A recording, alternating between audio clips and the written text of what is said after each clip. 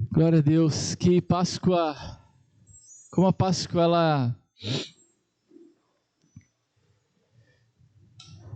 ela nos leva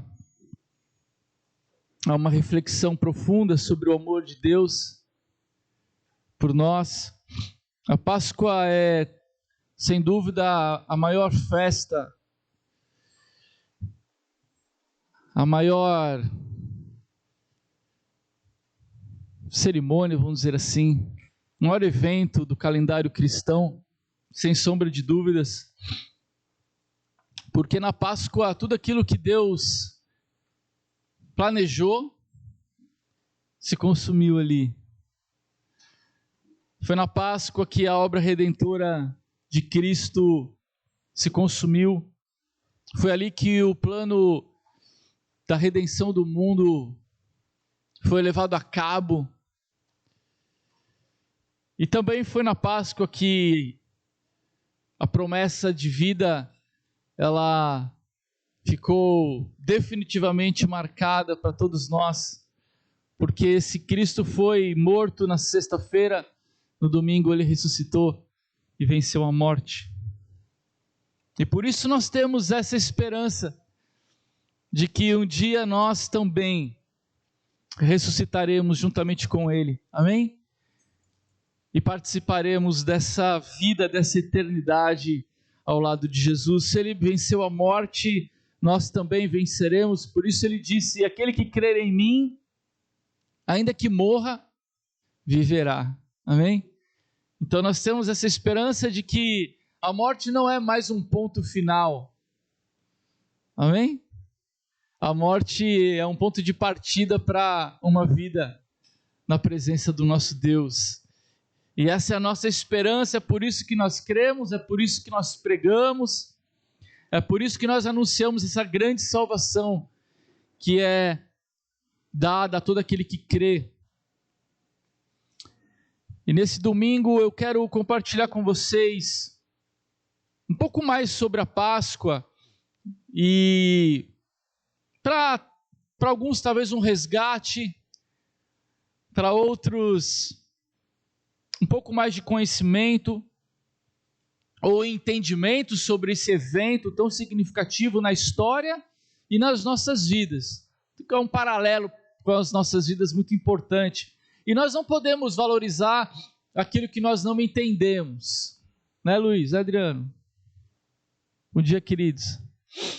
É ou não é verdade? A gente não consegue valorizar aquilo que a gente não entende. Então eu creio que à medida que a gente consegue compreender mais a fundo o que é a Páscoa, o significado da Páscoa, muito mais nós vamos poder valorizá-la na nossa vida como parte daquilo que Deus fez por nós. Eu gostaria que você abrisse a tua Bíblia no livro de Êxodo, no capítulo 12. Eu quero ler com vocês até o verso 14. Êxodo 12, de 1 a 14.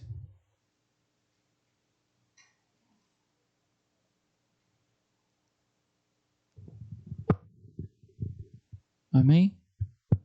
A palavra de Deus diz assim: o Senhor Deus falou com Moisés e Arão no Egito, e ele disse: este mês será para vocês o primeiro mês do ano. Diga a todo o povo israelita o seguinte: no dia 10 desse mês, cada pai de família escolherá um carneirinho ou um cabrito para sua família, isto é, um animal para cada casa.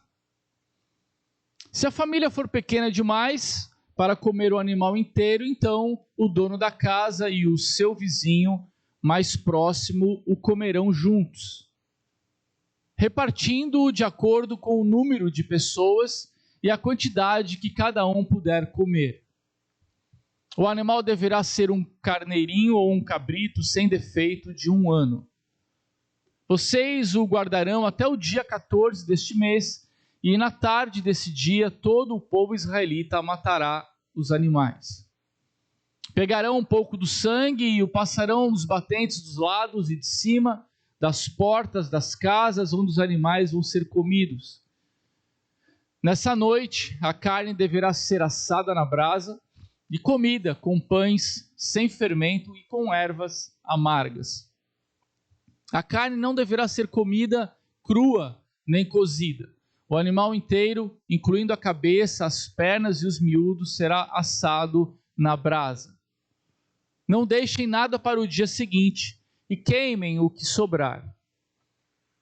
Já vestidos, calçados e segurando o bastão, comam depressa o animal. Esta é a Páscoa de Deus, o Senhor.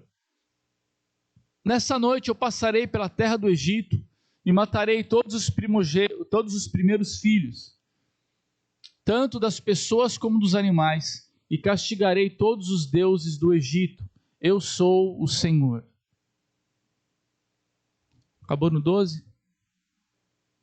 Isso. O sangue dos batentes das portas será um sinal para marcar as casas onde vocês moram.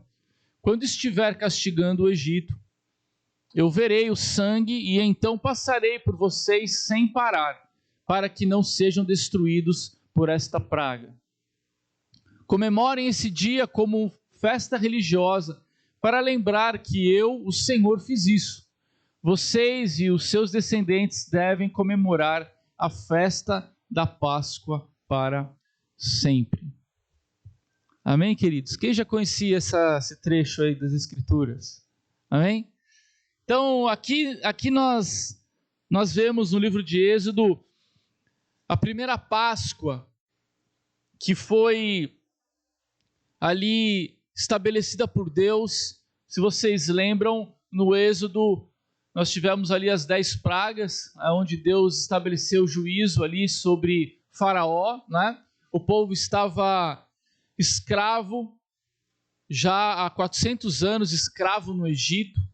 Então, por causa do clamor do povo, Deus veio libertar o povo da escravidão de Faraó e do Egito, e Deus começou então um processo de libertação e de julgamento dos deuses do Egito ali, de Faraó. Vocês lembram ali das pragas que foram sendo lançadas, e a última delas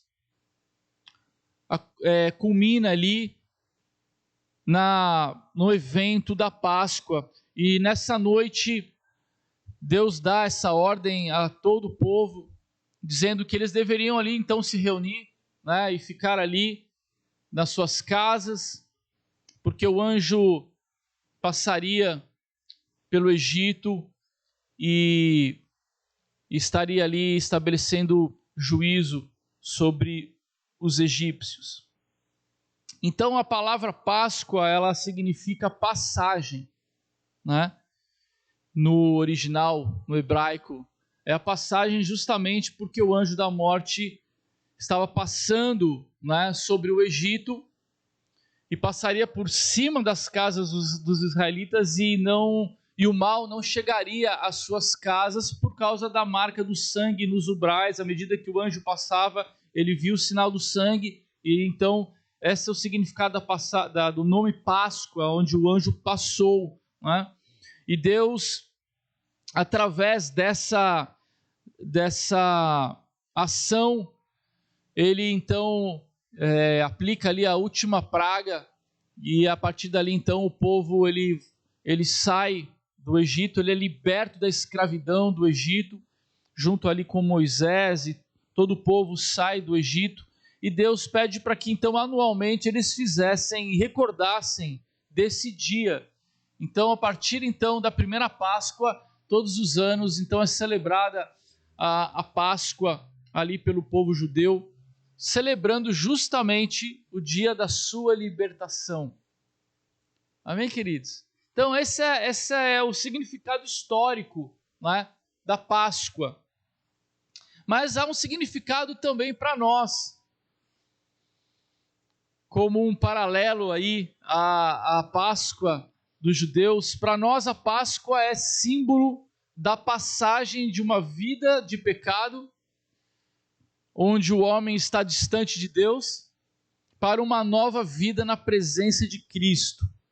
Nós também tivemos o nosso dia de libertação, quando fomos salvos da morte espiritual e da escravidão do pecado. Então esse é o paralelo que nós temos entre a Páscoa histórica, né, ali com os judeus, ali com Israel no Egito, e a nossa Páscoa, né? A Páscoa como Cristo como Cordeiro de Deus que tira o pecado do mundo. Então na primeira Páscoa, Deus tirou o seu povo da escravidão do Egito e levou ele para a liberdade numa terra prometida. E na nossa Páscoa, Deus também nos salva da escravidão do pecado para uma nova vida de liberdade em Cristo. Amém, queridos? Então hoje nós podemos dizer que temos liberdade, fomos libertos, assim como o povo já nascia escravo no Egito, né? O povo nascia escravo, já nascia nessa condição de escravidão. A Bíblia também diz que nós também já nascemos assim, já nascemos mortos, escravos do pecado. Então há um paralelo muito significativo, onde Deus, ele, através de Jesus Cristo, do Cordeiro, nós somos libertos também dessa escravidão e levados para uma nova vida em Cristo. Amém? Não haveria sentido Deus tirar o povo do Egito se este mesmo Deus não tivesse preparado para eles uma terra. Amém? Da mesma maneira, não haveria sentido Deus nos chamar à liberdade ou nos tirar da escravidão do pecado se Ele não tivesse para nós uma nova vida. E aí parece que eu volto de novo para o nosso tema, né? Vivendo uma nova vida. Mas é justamente isso que é a Páscoa, a certeza de que nós temos a liberdade em Cristo, de que nós podemos viver em Jesus uma nova vida. E eu estava, hoje de manhã, estava em casa ainda lembrando, né, enchendo meu coração com essa mensagem, e eu me lembrei de um fato curioso, eu acho que foi a primeira vez que eu me lembro assim de ter subido num púlpito, e Deus trouxe a memória assim, não sei se nada, talvez fosse mais para o meu coração mesmo, e a primeira vez que eu preguei, e eu trouxe essa mensagem, e eu preguei a respeito da saída do povo, e isso foi nos Estados Unidos. Eu ainda era jovem, eu morei lá um tempo, e eu participava de uma igreja, e eu morava com um dos pastores da igreja. Ele era pastor de jovens, o Daniel, e um dia ele falou assim para mim, Sérgio, eu queria que você pregasse, queria que você falasse algo, trouxesse uma mensagem para a igreja, e eu não sei o que era, mas se era uma festa, se era um evento específico. Ele queria que eles tivessem uma experiência de alguém falando numa outra língua, né? No caso, falando português, e ele era o meu tradutor. O Daniel, ele é brasileiro e americano, então ele domina as duas línguas. E eu me lembro que eu trouxe essa mensagem, e eu preguei isso com tanta convicção, assim, sabe? Eu estava ali naquele primeiro amor, naquela experiência maravilhosa com Cristo, de experimentando a liberdade que eu havia conhecido, estava vivenciando. Eu lembro que eu falei, a igreja estava cheia, e eu lembro que muitos irmãos ali foram muito tocados pela mensagem, e aquilo marcou minha vida, assim, sabe? Eu falei, poxa, talvez se a experiência não tivesse sido boa, talvez eu tive que fazer outra coisa da vida. Mas foi tão boa a sensação de poder compartilhar a palavra, e foi justamente essa mensagem sobre a saída do povo do Egito e a nossa libertação em Cristo Jesus. Eu quero compartilhar com vocês algumas coisas interessantes aqui do capítulo 12 que nós lemos.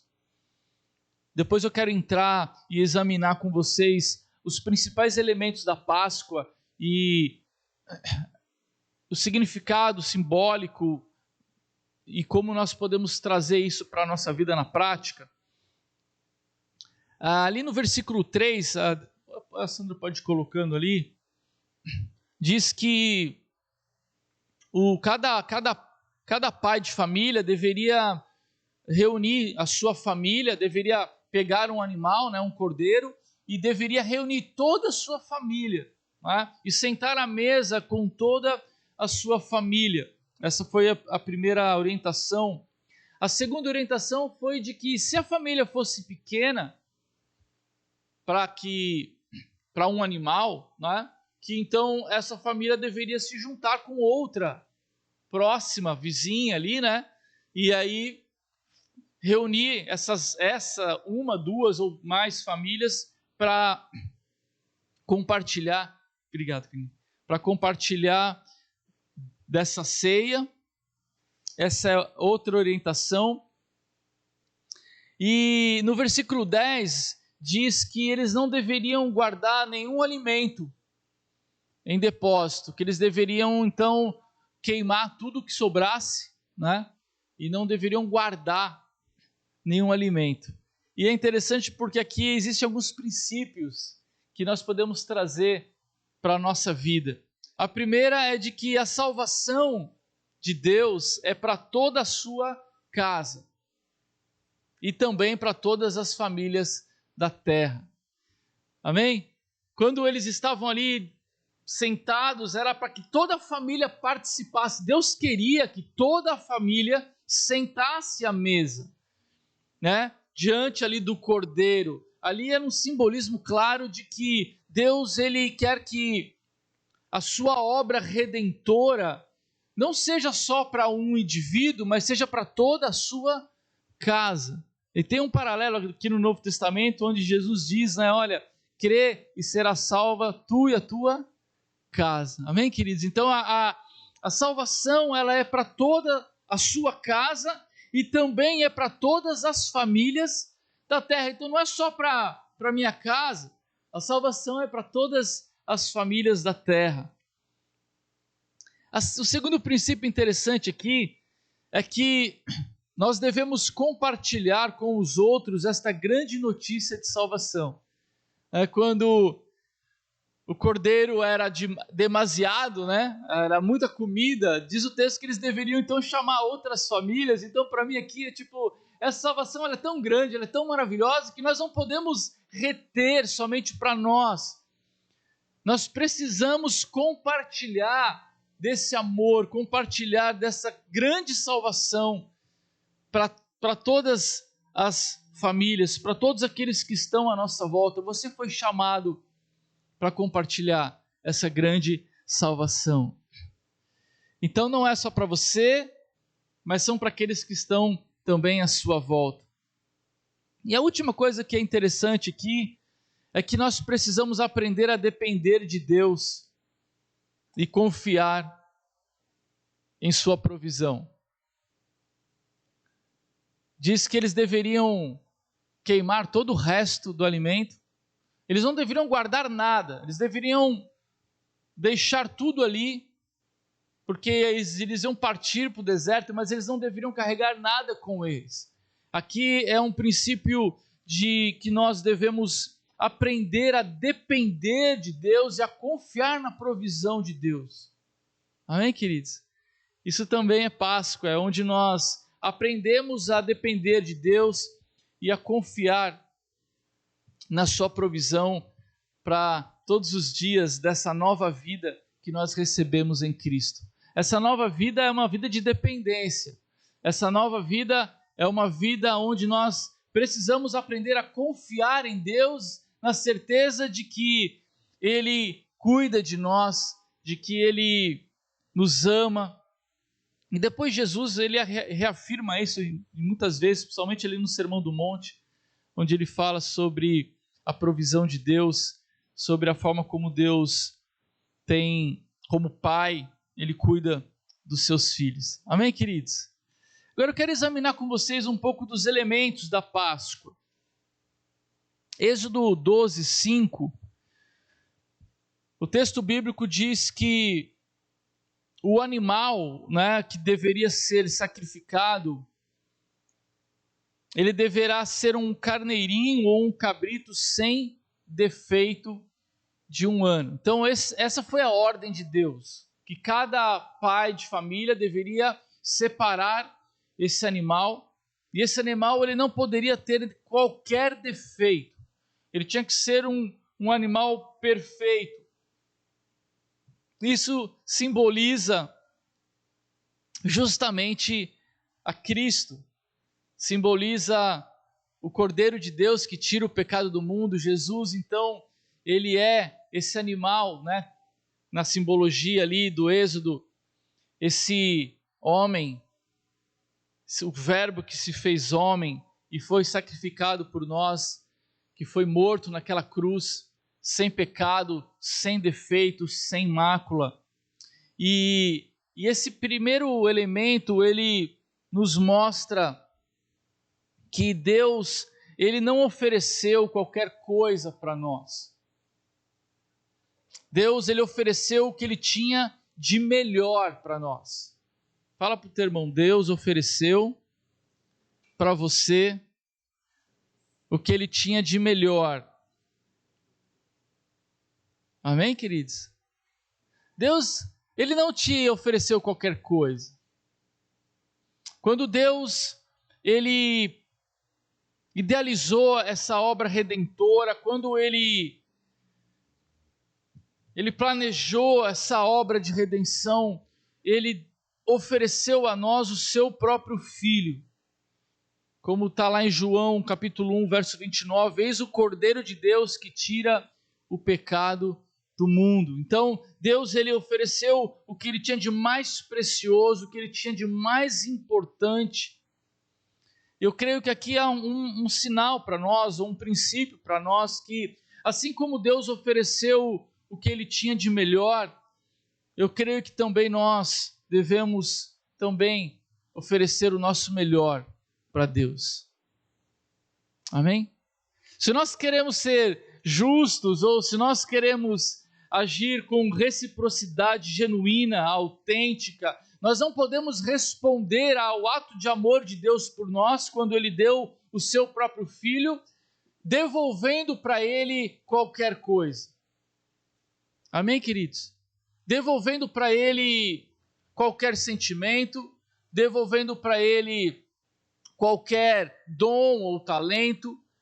Eu creio que Deus nos chamou, ele nos ensina a nós darmos o nosso melhor para o Senhor, ainda que pareça insignificante, porque muitas vezes o nosso melhor não parece tanta coisa. Você tem essa impressão? Né? Todos nós somos tão pequenos e, né, a gente é cheio de problema. Quem é cheio de problema aí? Eu sou, não sei se vocês são aí. E às vezes, se a gente junta tudo que a gente tem de melhor, parece que não é tanta coisa, parece que não tem tanto significado. Mas eu creio, queridos, que Deus, ele conhece o nosso coração, e eu creio que ele se alegra quando nós voluntariamente, quando nós decidimos honrar a Deus ou amar a Deus de volta com aquilo que nós temos de melhor. Por mais que isso pareça pouca coisa, por mais que isso pareça algo insignificante, eu creio que quando Deus, ele olha a tua atitude, ele conhece o teu coração, e ele vê que ali existe verdade, que ali existe algo sem defeito, puro, verdadeiro. Eu creio que Deus, ele sorri e ele valoriza isso. Eu lembro do sacrifício de Caim e de Abel, lá no início da história, quando a Bíblia diz que Deus se alegrou com o sacrifício, né, com a oferta de Abel. Porque Abel, quando ele ofereceu aquela adoração, ele fez de todo o coração, ele fez com muita alegria. Eu creio que a Páscoa, ela nos fala de um Deus que nos amou e que nos amou dando o seu melhor, ainda que nós não merecêssemos isso, ainda que nós fôssemos inimigos de Deus. A Bíblia diz que Ele nos amou quando nós ainda éramos pecadores, inimigos dEle, e mesmo assim Ele nos amou. Mas da mesma maneira eu creio que a Páscoa ela também nos leva a olhar a forma como nós podemos e devemos responder a esse amor. Então eu creio que a única forma de você honrar o amor de Deus, a única forma de você valorizar o amor de Deus, ainda que isso seja um tanto difícil de nós entendermos, por causa de tão grande amor, mas a única forma de nós respondermos é dando o nosso melhor. E a pergunta que eu quero deixar para você aqui nessa manhã é: você tem dado o seu melhor? Você não precisa responder, mas fica a sua reflexão. Você tem dado o seu melhor na sua relação com Deus, na sua relação com Cristo, diante de um amor tão grande, diante de um sacrifício tão grande que foi feito na cruz do Calvário? Como você tem respondido a esse amor? Eu creio que cabe uma reflexão, não uma reflexão para que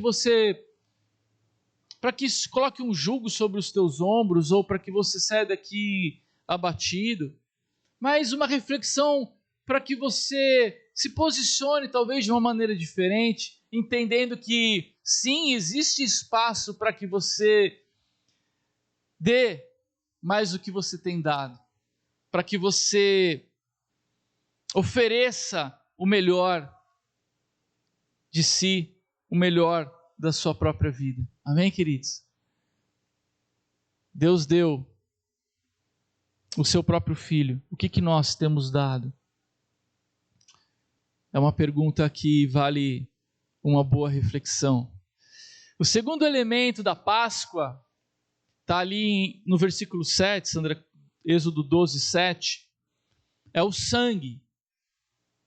Então, nós vemos ali, o primeiro elemento é o cordeiro que é sacrificado, e ele é assado para ser colocado na mesa, para que toda a família participasse dessa celebração.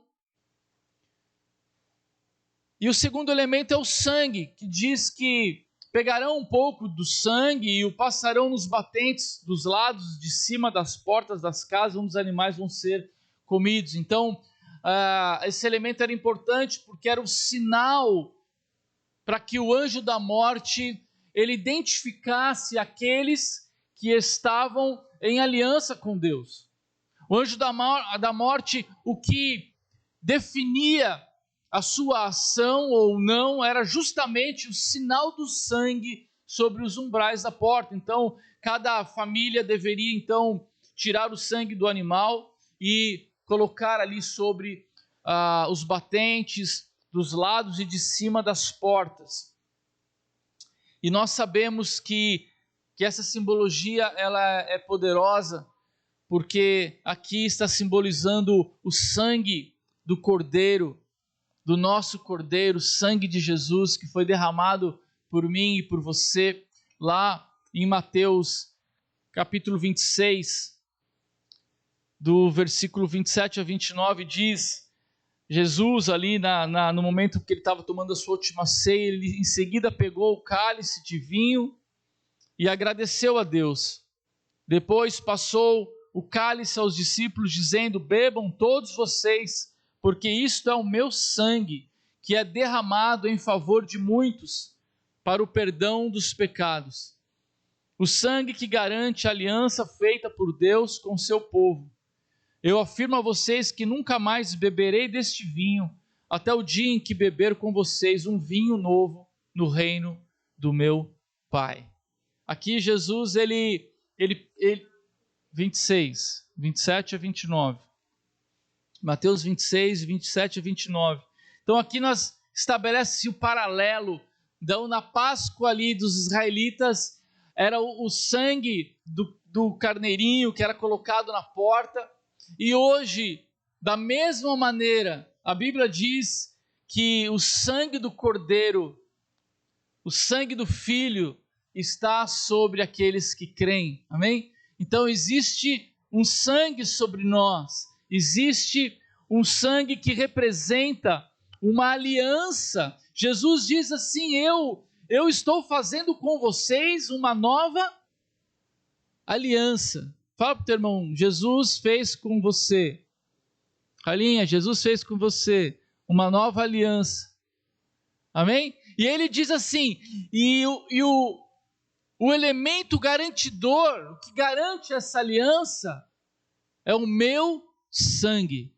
Amém, queridos? Então, o elemento que faz parte dessa aliança é o próprio sangue do Cordeiro que foi derramado naquela cruz, e hoje ela está garantindo que nós temos uma aliança com Deus por meio de Cristo Jesus.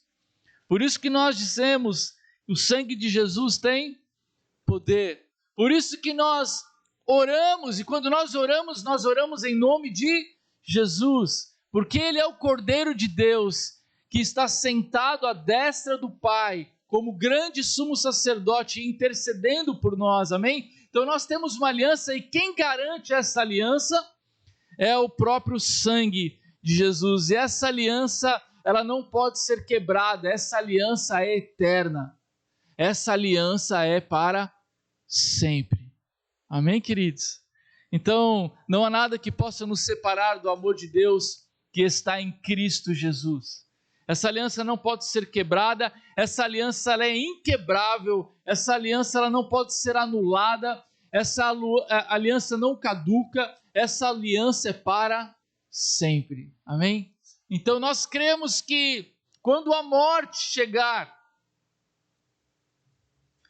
preste bem atenção nisso, queridos, porque assim como na Páscoa, ali no Egito, assim como o anjo da morte passou, um dia também ele vai passar na nossa vida.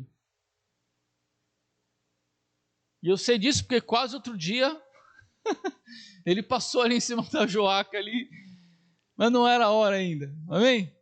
Mas um dia ele vai passar, e a única coisa que a morte poderá fazer é um favor para você. A única coisa que ela vai poder fazer é te conduzir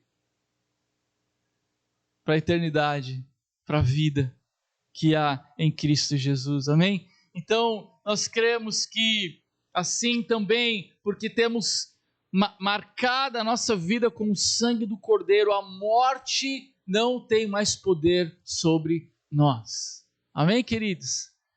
Aonde está a morte, a sua vitória?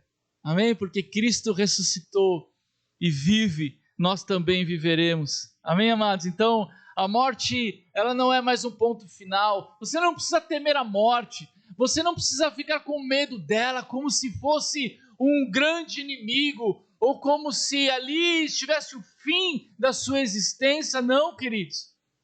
Isso aqui é só o começo da nossa existência. Nós temos uma eternidade em Cristo Jesus, nós temos salvação em Cristo Jesus. Essa é a aliança que Ele tem comigo e com você. E é por isso que Ele derramou o seu sangue, para que nós tivéssemos vida e eternidade. Amém, amados? O terceiro elemento que a história ali do Êxodo nos fala, é no versículo 8, Sandra. Fala a respeito dos pães sem fermento, ou em outra tradução, pães asmos. 12:8. Nessa noite a carne deverá ser assada na brasa e comida com pães sem fermento e com ervas amargas. O pão asmo ou pão sem fermento era um pão exclusivo para a semana da Páscoa. Os judeus acreditavam que o fermento era símbolo de contaminação. Por isso, os pães asmos simbolizavam pureza e nos lembram a santidade e a pureza da igreja de Cristo. Então esse é o terceiro elemento, o pão sem fermento, que nos leva à reflexão de que então, se fomos justificados, se fomos perdoados, redimidos, por causa da morte do Cordeiro, por causa do sangue de Cristo. Então a Bíblia diz que nós somos separados para Deus. Então o pão sem fermento, ele simboliza justamente o pão sem a contaminação, né? Que no caso é o símbolo do pecado. Quando você vê fermento ali no Novo Testamento, se refere ao pecado. Então nós somos chamados para uma vida de santidade. Amém, queridos? Você foi chamado para ser santo. Aí você fala, caramba, né? Como assim? Parece muito surreal esse negócio. Porque talvez a gente tenha uma concepção um pouco equivocada sobre isso. Na verdade, nós nos tornamos santos porque fomos justificados não por aquilo que nós fazemos, mas por aquilo que Cristo fez por nós, amém? Então, por causa do sangue do Cordeiro, nós fomos separados, ou seja, nós nos tornamos santos, porque quando Deus olha para nós, Ele nos vê através do sangue de Jesus, que nos purifica de todo o pecado. Portanto, a nossa condição em Jesus, nessa aliança, é de separados, ou seja, estamos numa condição de santos, e a Bíblia diz que nós então devemos viver como tais. Aí você vai olhar para a sua vida e você vai dizer, caramba, mas eu estou cheio de defeito. Então nós Deus nos tornou santos, mas nós percebemos que as coisas ainda não estão tão arrumadas ainda, né? Mas a Bíblia nos diz que nós devemos o quê? Desenvolver essa salvação. Isso é a santificação. Ou seja, nós devemos, a partir da nossa nova vida em Cristo, deixar as coisas velhas para trás e viver algo novo. Deixar o pecado de lado e vivermos agora uma vida no Espírito. Então, à medida em que eu escolho Deus, a gente canta essa música, né? Eu escolho ser amigo de Deus, eu escolho Cristo todo dia, já morri para a velha vida, agora vivo a vida de Deus. Esse é o processo. Então, o pão sem fermento significa que agora que eu estou em Cristo, eu consigo perceber a minha miséria, o meu pecado, e eu, como Israel foi livre do Egito, eu não estou mais escravo dessa situação, agora eu tenho o Espírito de Deus, eu tenho a opção de escolher andar em Cristo, então eu vou deixando essas coisas velhas para trás e vou deixando a imaturidade para maturidade em Cristo. Vou deixando a velha vida, os velhos hábitos, os velhos pensamentos, as velhas obras, porque elas dizem respeito à minha natureza caída e pecaminosa, e agora eu vou me enchendo com a vida de Deus, vou me enchendo com o Espírito de Deus, e esse encher de Deus me leva a novas obras, novos pensamentos, novos hábitos e uma nova vida. Essas boas obras não são para a salvação. A salvação, ela está atrelada à fé que nós temos em Cristo Jesus. A salvação é por causa do sangue do Cordeiro. As boas obras é por aqueles que já estão salvos. Nós que estamos salvos, então devemos viver numa nova vida. Amém, queridos? Então, o pão sem fermento significa isso. Deus te chamou para uma nova vida. Ela é real, ela é possível, ela não é utópica, ela não é surreal, ela não é algo para alguns mais iluminados. Não. A vida de santidade é para todo aquele que crê.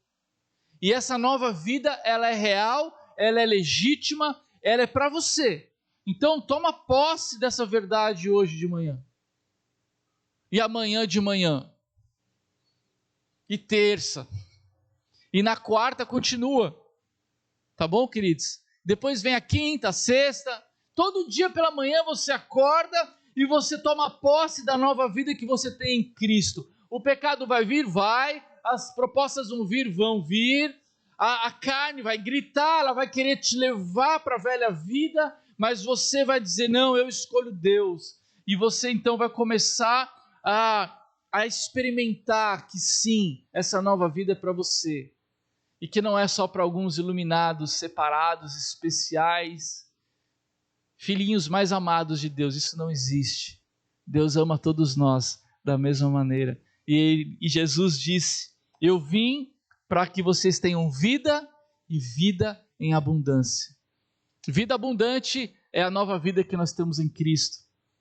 Que você possa viver e que essa Páscoa possa marcar a tua vida, para que então você viva essa nova vida em Cristo. E o último elemento aí que nós vemos na Páscoa são as ervas amargas. Então eles deveriam assar a carne e o acompanhamento. Amém? Ontem nós fizemos uma moqueca, né, Amadinha? A Amadinha fez uma moqueca deliciosa ontem. E o acompanhamento foi arroz e farofa. E salada, né? No caso aqui da ceia da Páscoa, o acompanhamento da carne que foi assada era o pão sem fermento e uma erva amarga. As ervas amargas simbolizavam os sofrimentos e as dificuldades do povo no cativeiro. Ao serem usadas ali na ceia, elas lembravam que a vida dos judeus era amarga no Egito. Lembram a vida amarga que tiveram no passado. As ervas amargas nos lembram que a vida do homem sem Deus é amarga e cheia de fardos pesados. Amém, queridos? Então, as ervas amargas, elas servem para nos lembrar o quanto nós éramos vazios, o quanto a nossa vida não fazia sentido, o quanto nós éramos tristes, o quanto a nossa vida não fazia sentido antes de nós conhecermos a Cristo. E é importante isso, queridos, porque diz o texto mais adiante, quando o povo saiu do Egito e começou a sua peregrinação pelo deserto, o povo começou a ficar com o quê? Vocês lembram? No meio da jornada? Começaram a reclamar. E eles ficaram com o quê? Com saudades das cebolas e dos alhos. Eu gosto de alho, mas cebola, né? Também é gostoso. O texto bíblico diz que diante das dificuldades dessa nova vida, dessa peregrinação, eles começaram a murmurar e começaram a ficar com saudade do Egito. Será possível um povo que foi liberto da escravidão ficar com saudade da escravidão? Fala para o teu irmão, é possível. E você é prova disso, fala para ele. Parece uma contradição enorme, parece que não faz nenhum sentido alguém que tinha sua liberdade privada, de repente experimenta a liberdade e olha para trás e tem saudade do tempo de escravidão. É muito louco isso, mas a Bíblia relata isso, e eu creio que essas ervas amargas eram justamente para lembrar do povo que sim, tinha cebola e alho lá, mas também tinha escravidão, opressão, morte, vergonha.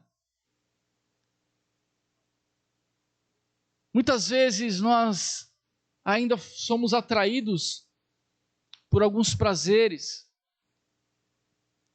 por algumas cebolas e alguns alhos, mas não podemos esquecer que com essas cebolas e esses alhos vem muita vida amarga, muita destruição, muita morte. Então é como se aqui o simbolismo fosse, queridos, quando você olhar para trás e o dia que você tiver saudade da vida que você tinha, lembre-se do quanto ela era amarga, para que você talvez sinta essa amargura na sua boca e você não ceda à tentação de querer voltar para o Egito. Deus tem uma terra prometida para nós, queridos. Egito não é o nosso lugar. Nosso lugar é a Canaã, a terra prometida de Deus. Amém, queridos? É para lá. Só que muitas vezes nessa jornada, entre sair do Egito e entrar na terra prometida, vão haver percalços, vão haver dias difíceis, vão haver situações gigantes, montanhas, vales. Mas o que você tem que ter em mente é que, apesar disso tudo, você está indo na direção de uma terra prometida. Você está indo em direção à eternidade. Você está indo em direção à promessa de Deus. Então que você persevere, que você batalhe, que você não desista, sabe? Que você tenha domínio próprio, que você avance, porque apesar da adversidade você está indo na direção certa. Em direção à presença maravilhosa de Jesus. Amém, queridos? Lembre-se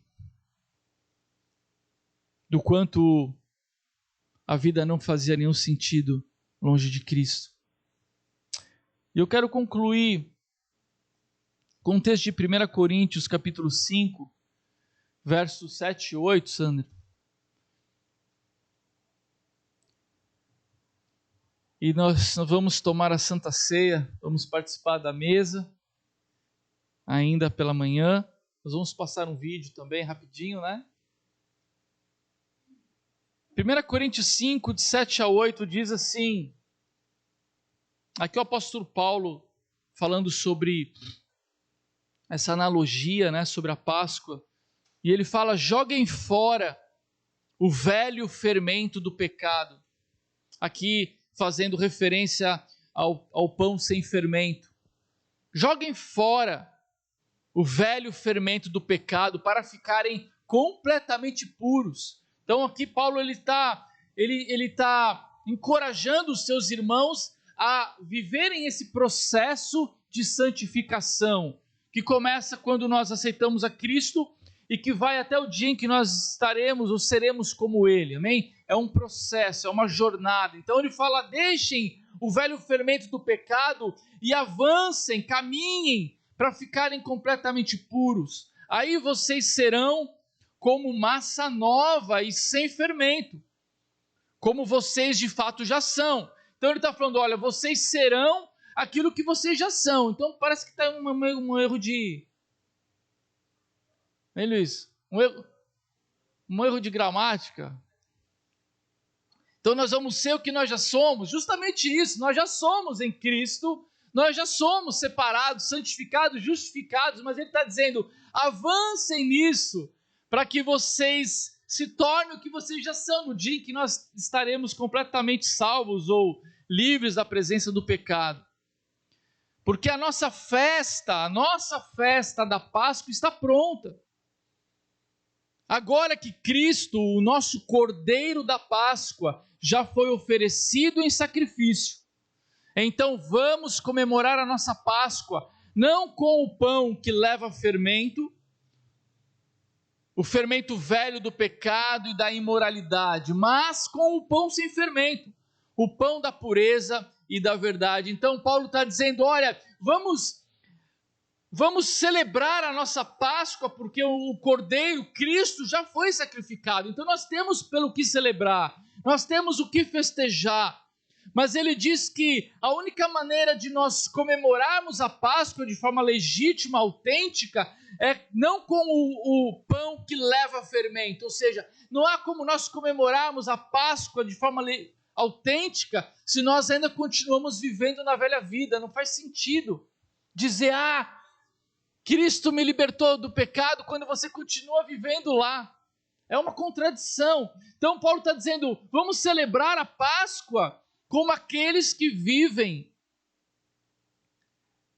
uma vida sem pecado. Como aqueles que estão deixando para trás o pecado e vivendo o pão da pureza e da verdade. Amém, queridos? Então, que nessa manhã, em nome de Jesus, a minha oração é que você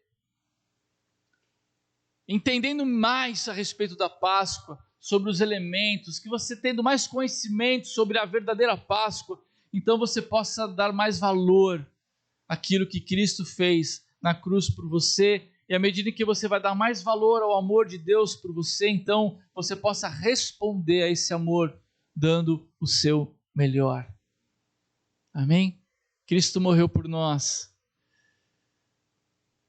E ao terceiro dia ele ressuscitou, vencendo a morte.